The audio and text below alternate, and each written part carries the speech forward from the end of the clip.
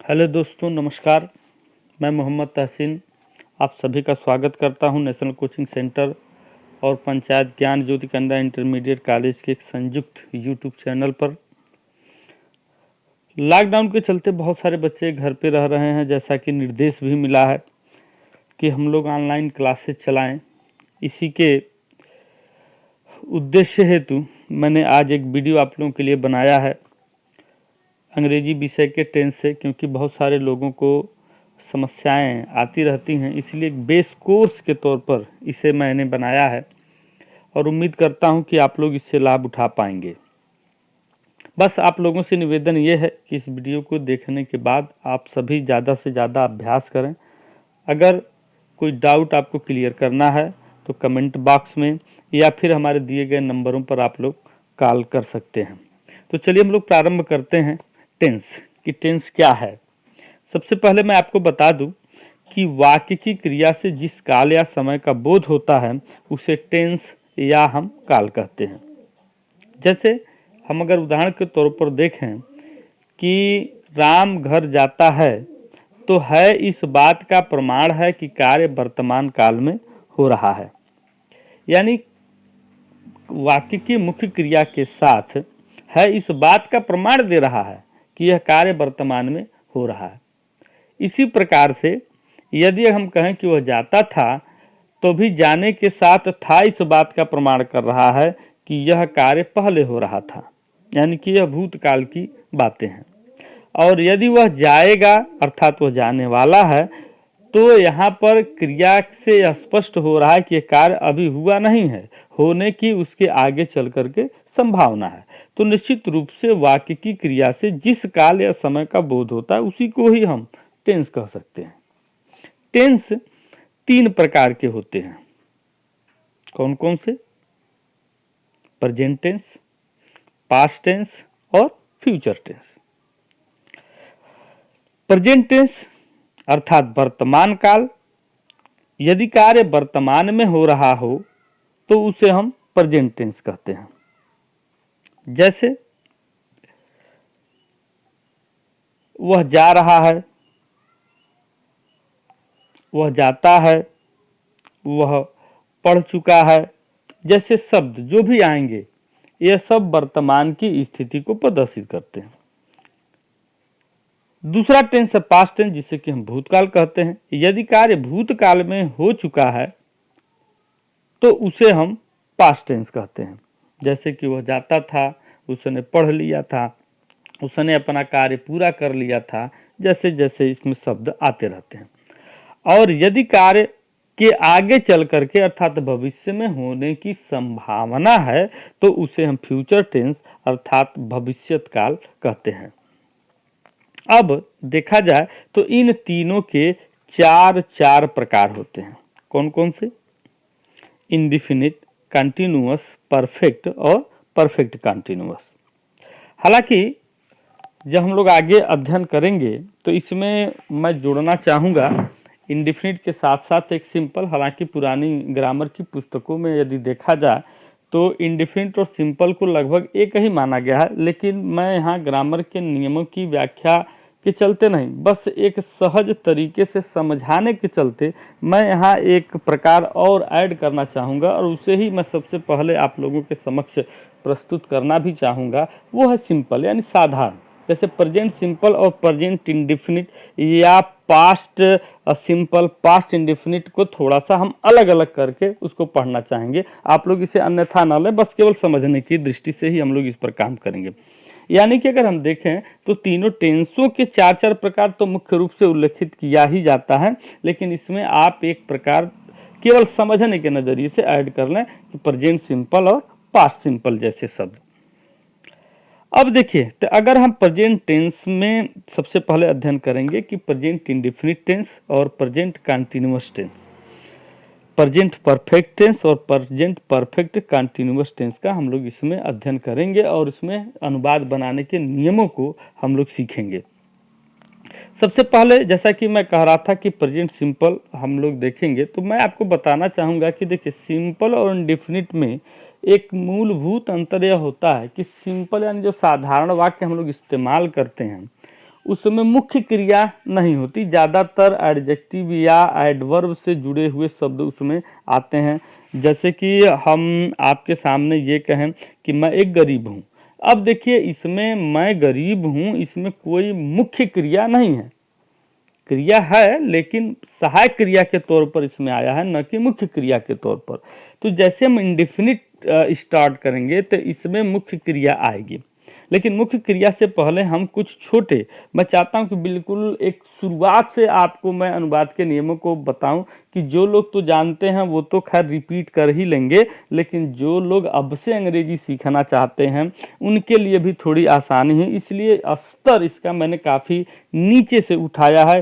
समझिए कि अगर कक्षा चौथी पाँचवीं का भी अगर छात्र इस वीडियो से सीखना चाहता है तो मुझे उम्मीद है कि वह आसानी से अनुवाद बनाना सीख सकता है। तो जैसे हम यहाँ से शुरू करेंगे कि प्रेजेंट सिंपल ऐसे वाक्य हैं कि जो प्रेजेंट टेंस में आते तो हैं लेकिन इसमें मुख्य क्रिया नहीं दिखाई देती, इसमें सहायक क्रिया और कुछ छोटे छोटे शब्दों से ही इसका निर्माण कर लिया जाता है, उसको हम लोग प्रेजेंट सिंपल के तहत अध्ययन करेंगे। इसमें सबसे पहले अब हम लोग नियमों की बात करें तो मित्रों आपको मैं बताना चाहूँगा कि देखिए अनुवाद बनाने के लिए सबसे महत्वपूर्ण चीज़ होता है कि उसकी बनावट को हम लोग समझ सकें। हालांकि अगर हम देखें कि बनाते समय किन प्रमुख चीज़ों की आवश्यकता है उस पर हम एक बार चर्चा करना चाहेंगे। देखिए किसी वाक्य को बनाने के लिए सबसे पहले कर्ता अर्थात सब्जेक्ट की आवश्यकता होती है, फिर सहायक क्रिया और मुख्य क्रिया की आवश्यकता होती है और फिर कर्म की आवश्यकता होती है। तो सबसे पहले तो हम लोग ये समझ लें कि सब्जेक्ट क्या होते हैं, जल्दी से मैं आपको बता देना चाहता हूँ। सब्जेक्ट अर्थात कर्ता, यानी कि वाक्य में कार्य को करने वाले को, जो कार्य करता है उसको ही हम कर्ता कहते हैं। इसलिए यह वाक्य में सबसे पहले रखा जाता है क्योंकि यही उस कार्य को कर रहा होता है। इसलिए अगर आप अनुवाद बना रहे हैं एक भाषा से दूसरी भाषा में तो सबसे पहले यह पहचानने की आवश्यकता होती है कि हम कर्ता को भली भांति पहचान सके। जैसे मैं गरीब हूं, तो इसमें गरीब कौन है, यानी कि मैं, तो मैं अर्थात आई इसमें हमारा क्या हो जाएगा, सब्जेक्ट हो जाएगा।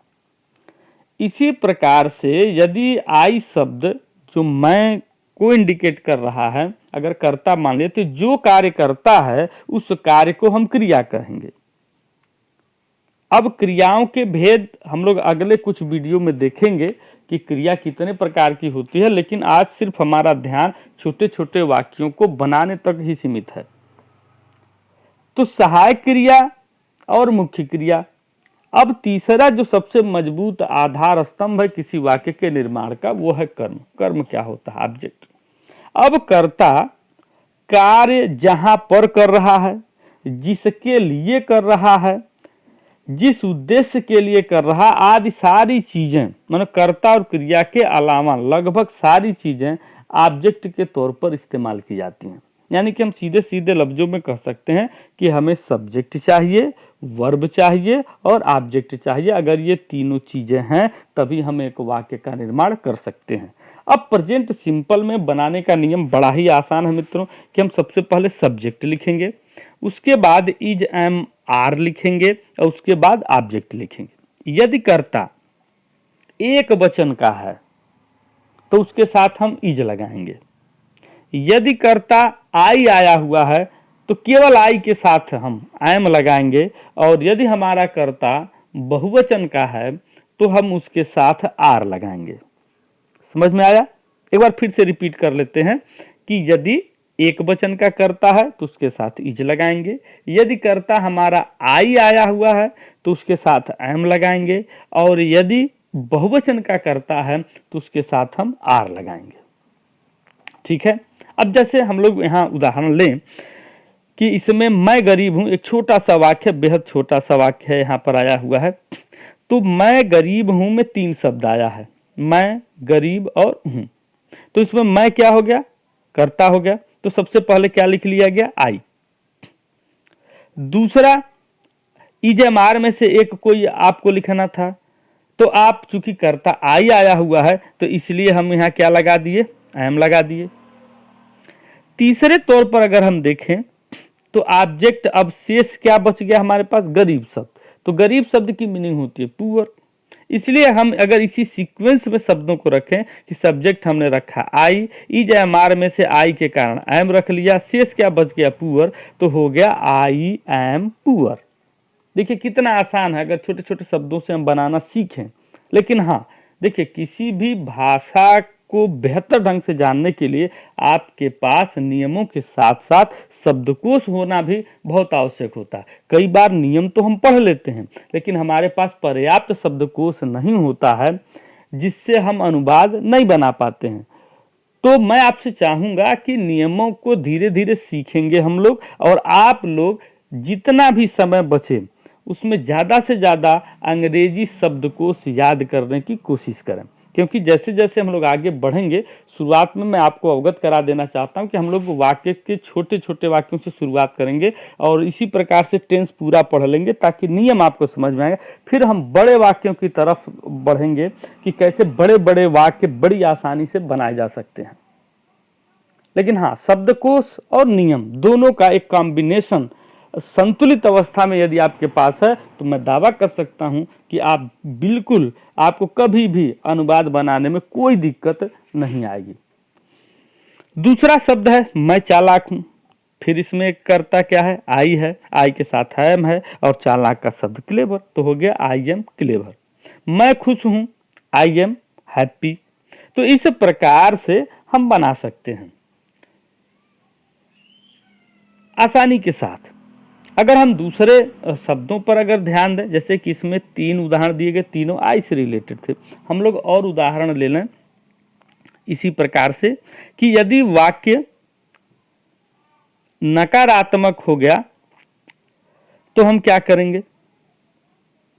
तो अब यहां हम ध्यान देंगे कि हम थोड़ा सा परिवर्तन करेंगे अपने नियम कि सब्जेक्ट लिखेंगे, इज एम आर तो लिखेंगे, अब नाट जोड़ लेंगे और फिर तब ऑब्जेक्ट लेकर के आएंगे। फिर से दोहराते हैं, सबसे पहले सब्जेक्ट, फिर इज एम आर, फिर उसके बाद नाट और उसके बाद फिर ऑब्जेक्ट।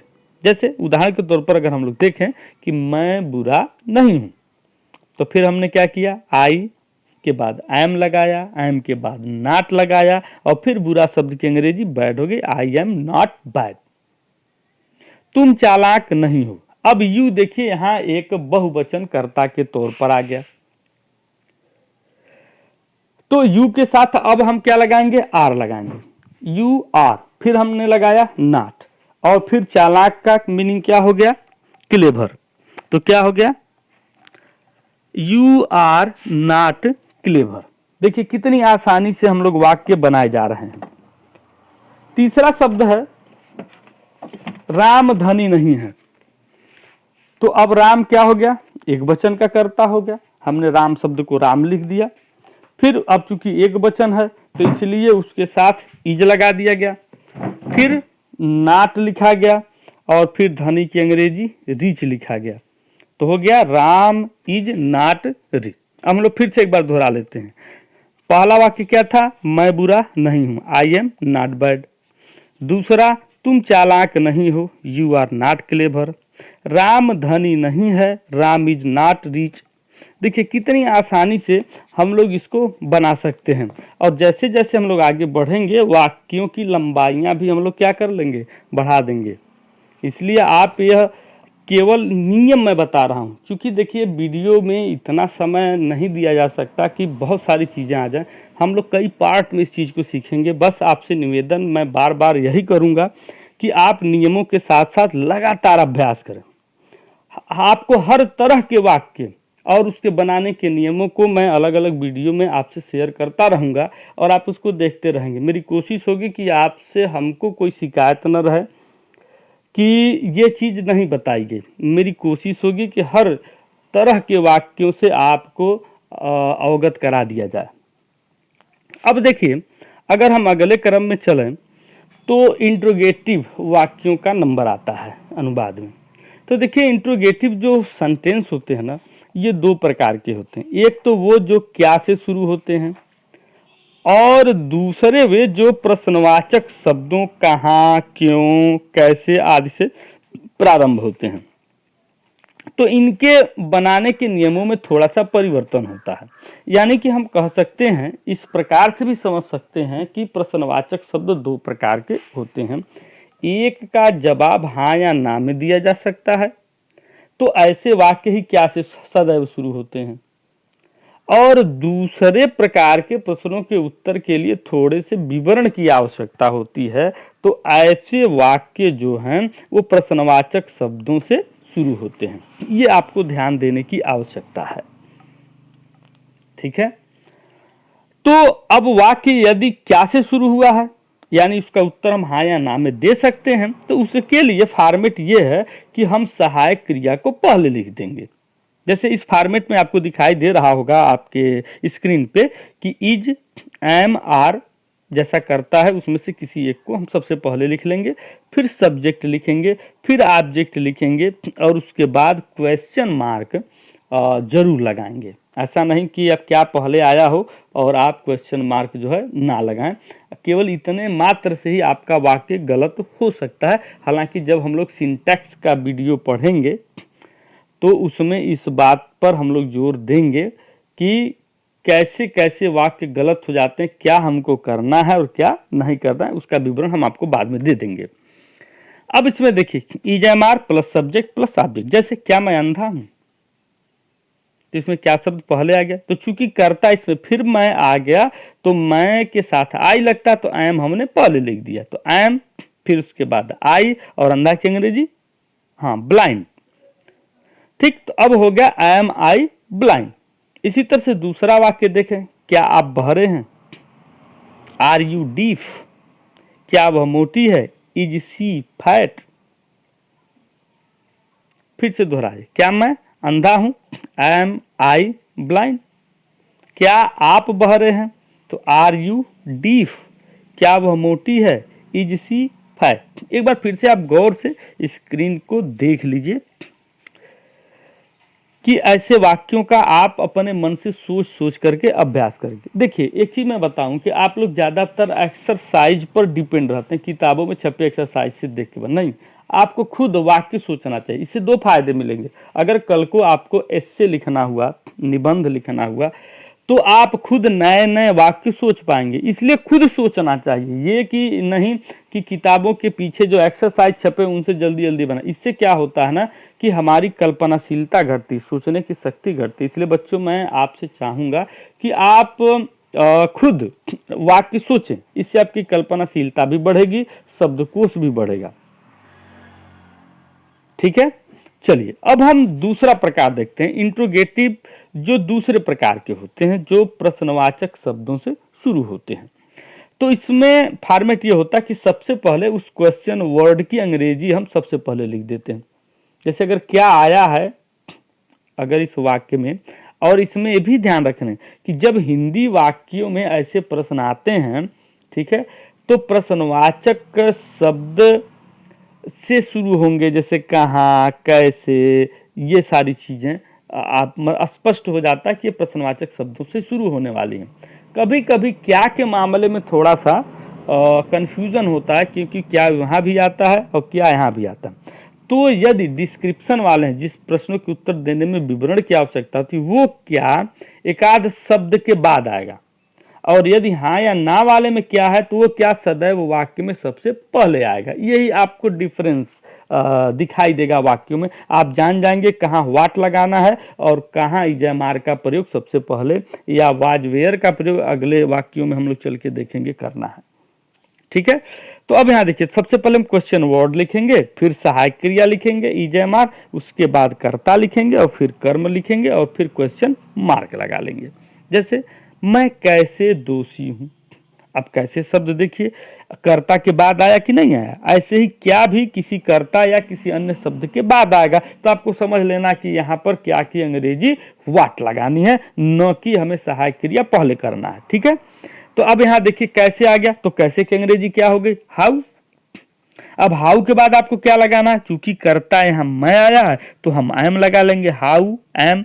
फिर आई की मैं की अंग्रेजी आई, तो हाउ एम आई, और दोषी की अंग्रेजी गिल्टी होती है, तो हो गया हाउ एम आई गिल्टी।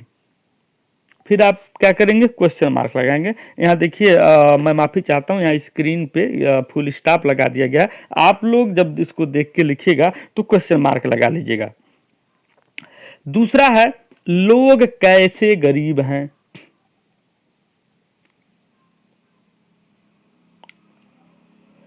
यहाँ थोड़ा सा कि हम लोग, इसमें हम शब्द छूट गया कि हम लोग कैसे गरीब हैं।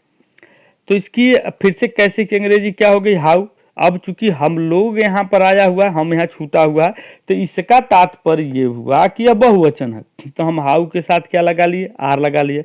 हम लोग की अंग्रेजी क्या हो गई, वी, और गरीब की अंग्रेजी हो गई पुअर। तो क्या हो गया, हाउ आर वी पुअर। अगला वाक्य है कि वह क्यों दुखी है। अब देखिए, तो वह क्यों दुखी है, तो क्यों की अंग्रेजी क्या हो गई, व्हाई। तो व्हाई हमने सबसे पहले लिखा। वह चूंकि किसी एक व्यक्ति की बात हो रही है तो एक वचन हो गया, तो व्हाई इज, और वह की अंग्रेजी हो गई ही, और दुखी की अंग्रेजी हो गई सैड। सैड, तो क्या हो गया, व्हाई इज ही सैड।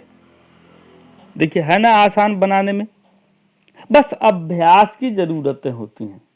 और आप लोग बनाते समय बिल्कुल भी ना घबराएं। देखिए गलत जब तक नहीं करेंगे तब तक सही नहीं होगा, गलतियां सबसे होती रहती हैं।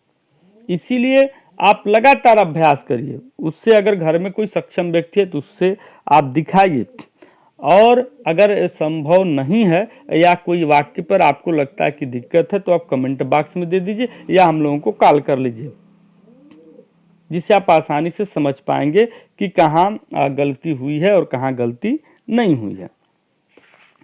ठीक है, तो ये तो हो गया आपका प्रेजेंट सिंपल, जिसमें हम छोटे छोटे साधारण वाक्यों की बात यहाँ पर कर सकते हैं और समझ सकते हैं कि कैसे कैसे आपको इस्तेमाल करना है। अब देखिए इसमें सिंपल सेंटेंसों में एक चीज़ और आपको मैं यहाँ लगे हाथों बता देना चाहता हूँ। हालांकि उसके लिए हमने स्लाइड तो इसमें बनाया नहीं है, लेकिन केवल जानकारी के लिए आपको हम बता दें कि देखिए इट और देयर का प्रयोग भी यहाँ हम लोग शुरुआत में थोड़ा समझ लें कि इट का प्रयोग कहाँ करना है और आपको देयर का प्रयोग कहाँ करना है। तो देखिए इट का प्रयोग 6 जगहों पर करना चाहिए। वो क्या क्या है आप गौर से सुन लीजिए, और यदि आपको समझ में नहीं आएगा तो कमेंट बॉक्स में आप हमें कमेंट दीजिएगा। तो इट और देयर पर हम अलग से स्लाइड्स और वीडियो बना के आपको और अच्छे से हमारी कोशिश होगी कि समझा दें। तो मैं केवल आपको तब तक फॉर्मेलिटी के तौर पर मैं बता देना चाहता हूं कि इट का प्रयोग 6 प्रमुख चीज़ों के लिए किया जाता है। पहला तो समय व्यक्त करने के लिए, जैसे मैं उदाहरण दूं कि 5 बजे हैं, ठीक है, तो यहाँ समय व्यक्त हो रहा है। तो जब हम वाक्य शुरू करेंगे तो यहाँ हम इट से वाक्य को शुरू करेंगे। जैसे इट इज़ 5 o'clock, शाम हो गई है, इट इज़ इवनिंग। ठीक, तो पहला क्या प्रयोग हो गया आपका, समय व्यक्त करने के लिए। दूसरा दिन व्यक्त करने के लिए, जैसे कि आज सोमवार है, इट इज़ मंडे टुडे। तीसरा मौसम बताने के लिए, जैसे आज का आज बड़ा गर्मी है, it is very hot today. महीना व्यक्त करने के लिए, जैसे जुलाई का महीना है, अगर ऐसा वाक्य कोई मिल गया तो हम इट से शुरू करेंगे, it is the month of July. यदि कोई प्राकृतिक घटना व्यक्त करनी है तो हम इट का प्रयोग करेंगे, जैसे इट इज डार्क आउटसाइड। या कभी कभी जोर देने के लिए वाक्यों में भी कभी कभी इट का प्रयोग कर लिया जाता है। जैसे कि एक वाक्य है और इसके बारे में हम लोग आगे आपको और भी अभ्यास करवाएंगे, खास करके बड़े सेंटेंसों में दिखाई देता है। जैसे आता है कि मैं ही था जो तुम्हारी सहायता करता था। यहाँ मैं ही था एक जोर पैदा करा और कोई नहीं, मैं ही था। तो ऐसे वाक्यों को हम जहाँ जोर पैदा करना होता है एम्फैटिक सेंटेंस कहते हैं। इसके बारे में हम आगे चल के आपको बताएंगे। तो यहाँ भी इट का प्रयोग किया जाता है। जैसे it was I who helped you, मैं ही था जो तुम्हारी सहायता करता था। तो प्रमुख रूप से अगर देखा जाए तो ऐसे सामान्य तौर पर कह दिया जाता है कि अगर निर्जीव वस्तु है तो इट का प्रयोग करें और सजीव है तो देयर का प्रयोग करें। लेकिन फिर भी आप सावधानी बरतिएगा कि अगर यूज इट का आप कर रहे हैं तो इन 6 चीज़ों पर, यानी समय व्यक्त करने के लिए, दिन व्यक्त करने के लिए, मौसम के बारे में बताने के लिए, महीना व्यक्त करने के लिए, प्राकृतिक घटनाओं को व्यक्त करने के लिए, जोर देने वाले वाक्यों को व्यक्त करने के लिए भी आप इट का प्रयोग करिएगा। समझ में आ गई बात? ठीक है। अब थोड़ी सी चर्चा, मैं हालांकि स्लाइड यहाँ रुके हुआ हूँ, थोड़ा सा चर्चा मैं देयर के बारे में आपसे करना चाहूँगा कि देयर का प्रयोग भी हम लोग कहाँ कहाँ कर सकते हैं, उसको थोड़ी देर के लिए देख लीजिए। तो इसके 4 प्रमुख नियम हैं जिसके बारे में मैं आपको बता दूं कि पहला है कि जिन वाक्यों में किसी चीज का कहीं पर होना या ना होना बताया जाए तो उनका आरंभ भी हम प्रायः देयर से करते हैं। ठीक है।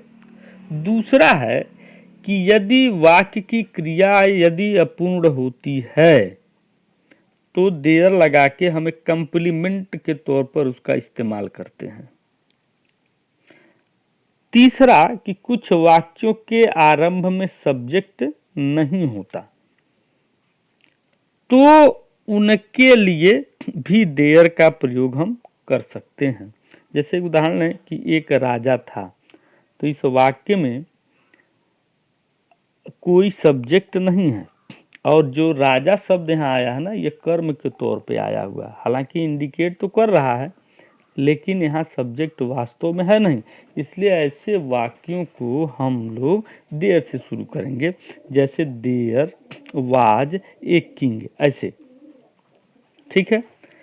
और जो चौथा नियम है कि देयर के बाद वर्ब टू बी, जैसे is, am, are, was, were, कोई एक हम इसमें लगा सकते हैं।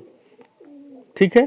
तो उम्मीद है कि आपको इट और देयर समझ में आ गया होगा। यदि आपको कोई दिक्कत होगी तो भाई निश्चित रूप से आप कमेंट बॉक्स में कमेंट करके हमें बताएंगे और हम अगर इस पर अलग से खास तौर पे आपको बेहतर चीज़ें बना के आपको हम प्रस्तुत करेंगे। ठीक है। अब हम लोग इस क्रम में आगे चलते हैं। अब हम बात करेंगे प्रेजेंट इंडेफिनिट टेंस की, कि प्रेजेंट इंडेफिनिट टेंस क्या है। अब देखिए, जो प्रेजेंट सिंपल में आपने देखा उससे थोड़ा सा यहाँ डिफर हो जाएगा। वो ये कि जहाँ प्रेजेंट सिंपल में मुख्य क्रिया नहीं आ रही थी, अब प्रेजेंट इंडेफिनिट में मुख्य क्रिया के साथ आएगा। और हम कह सकते हैं इसको एक सामान्य तौर पर परिभाषित करते हुए कि वह वाक्य जिनके अंत में ता है, ते है, ती है आदि शब्द आते हैं उन्हें हम प्रेजेंट इंडेफिनिट टेंस कहते हैं। ठीक है। फिर से हम लोग दोहरा लें कि वह वाक्य जिनके अंत में ता है, ती है, ते है, ता हूँ आदि शब्द आते हैं, इनको हम प्रेजेंट इंडेफिनिट टेंस कहते हैं। मैं फिर दोहरा देना चाहता हूँ कि सामान्य तौर पर इंडेफिनिट और सिंपल एक ही होता है, केवल समझने के नज़रिए से मैंने शुरुआत में अलग कर लिया था। ठीक है। जैसे आपको मिल गया कि मैं किताब पढ़ता हूँ, तुम अपना काम करते हो, राम फुटबॉल खेलता है, तुम अच्छा कार्य नहीं करते हो, क्या तुम्हारा भाई गाना गाता है। अगर हम ध्यान से देखेंगे तो ऐसे वाक्यों में ज़्यादातर करके ता, ते, ती शब्द आपको दिखाई दे रहा है, तो इसे हम प्रेजेंट इंडेफिनिट के अंतर्गत बनाएंगे। अब आइए कि इनको बनाने का नियम क्या है। तो जैसे कि मैंने शुरू में अलग अलग स्लाइड में आपको पॉजिटिव, निगेटिव, इंट्रोगेटिव अलग अलग हमने दिखाए थे। अब उम्मीद करता हूं कि अब आप यहाँ थोड़ा सा जल्दी समझ जाएंगे। कि यहाँ देखिए पॉजिटिव अर्थात अफर्मेटिव वाक्य आप कह सकते हैं उसको, ठीक है। तो हम उसको क्या करेंगे, सबसे पहले सब्जेक्ट लिखेंगे, फिर वर्ब की फर्स्ट फॉर्म में यस या यस जोड़ेंगे और फिर ऑब्जेक्ट लगाएंगे। अब यहाँ समझ लेते हैं कि कब यस जोड़ेंगे और कब यस जोड़ेंगे। यदि शब्द के अंत में वावेल आया है, ए ई आई ओ यू आदि आया है, तब हम यस जोड़ेंगे। और यदि उस शब्द के अंत में कॉन्सोनेंट आया हुआ है तब हम यस जोड़ेंगे। ये आपको सावधानी बरतनी है यहाँ पर। फिर से एक बार नियमों में हम देख लें अफर्मेटिव के कि सबसे पहले क्या आएगा, सब्जेक्ट लिखेंगे, फिर वर्ब की फर्स्ट फॉर्म में यस या यस लिखेंगे और फिर ऑब्जेक्ट लिखेंगे। इसमें हम इज एम आर का प्रयोग नहीं कर सकते। इस बात को आपको अच्छी तरीके से यहाँ समझना होगा। किसका प्रयोग नहीं करना है, इज एम आर का प्रयोग हमको नहीं करना है। इसी प्रकार से यदि आपको नकारात्मक वाक्य बनाना है तो इसमें हम डू और डज का प्रयोग करेंगे, ठीक है। यानी तब हमारा नियम हो जाएगा कि सबसे पहले सब्जेक्ट लिखेंगे, फिर डू या डज लिखेंगे, फिर नॉट लिखेंगे, और चूंकि यस या यस जो है आकर के यहाँ यस डू के साथ जुड़ा है तभी यह डज बना है, ठीक है। तो इसलिए अब हमको यस या यस वर्ब की फर्स्ट फॉर्म में जोड़ने की आवश्यकता नहीं है। उसके बाद हम ऑब्जेक्ट लिख लेंगे। फिर से दोहराते हैं, सब्जेक्ट, उसके बाद डू या डज, उसके बाद नॉट, फिर वर्ब की फर्स्ट फॉर्म और उसके बाद ऑब्जेक्ट जोड़ देंगे, ठीक है।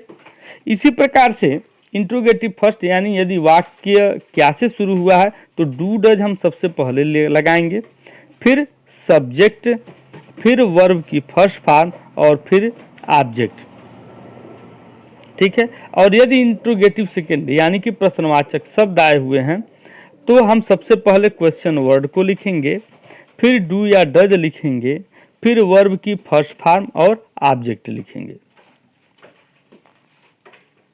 ठीक है। अब आइए कुछ हम लोग उदाहरणों पर ध्यान दें। जैसे लिखा हुआ है कि मैं अपनी किताब पढ़ता हूं, ठीक है। तो मैं की अंग्रेजी आई, पढ़ता हूं क्योंकि आई के बाद अब जस्ट वर्ब की फर्स्ट फॉर्म आ गया, जैसा कि नियम में आपने लिखा हुआ है सब्जेक्ट प्लस वर्ब की फर्स्ट फॉर्म। तो आई चूंकि बहुवचन है, तो जब बहुवचन का कर्ता होगा तो क्रिया भी बहुवचन की ही होनी चाहिए, इसलिए अब हम इसमें यस या यस जोड़ नहीं सकते। लेकिन हाँ, यदि कर्ता एक वचन का है और क्रिया एक वचन की बनानी हो तब हम क्रिया में यस या यस जोड़ेंगे। इस बात का ध्यान रखेंगे। तो यहाँ क्या हो गया, आई, अब क्रिया बहुवचन की है तो यस या यस जोड़ना है, तो हो गया आई रीड माई बुक, ठीक है। इसी प्रकार से तुम अपना काम करते हो तो यू भी बहुवचन का है, इसलिए यहाँ यस या यस नहीं जोड़ेंगे, इसलिए डू में यस नहीं जुड़ेगा, तो हो जाएगा you do your work. Ram football खेलता है तो यहाँ हो जाएगा राम प्लेज फुटबॉल। तुम अच्छा कार्य नहीं करते हो, you do not work well. क्या तुम्हारा भाई एक गाना गाता है, तो हो जाएगा does your brother sing a song, ठीक है। तो इस प्रकार से अगर हम देखें तो यह हमारा जो प्रेजेंट इंडेफिनिट का जो सेक्शन है वो अब खत्म हो गया है। अब आपको इसको अच्छी तरीके से बार बार देखना है और देख करके इसको अच्छी तरीके से समझना है और अभ्यास करना है। अगर कोई दिक्कत होती है तो आप फिर मुझे कमेंट बॉक्स में बता सकते हैं या फिर आप कॉल कर सकते हैं। शेष जो टेंसेज हैं वो हम लोग अगले वीडियो में देखेंगे। नमस्कार।